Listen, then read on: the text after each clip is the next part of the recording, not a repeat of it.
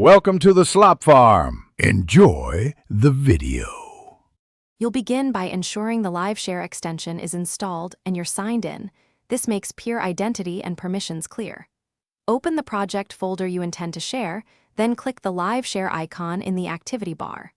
Once done, start a new collaboration session by selecting Start Collaboration Session. This creates a secure session link. Make sure you choose read-write or read-only access depending on your intent, since permissions control who can edit files and terminals.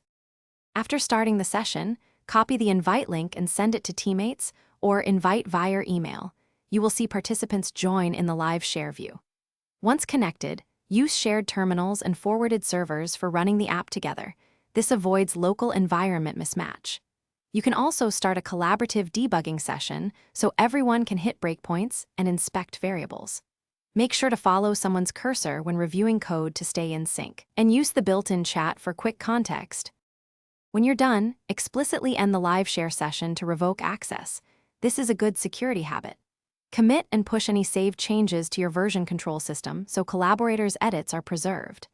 If something goes wrong, participants can't join or features fail, first check your network and confirm the LiveShare extension is up to date. Connectivity and mismatched extension versions are the most common causes.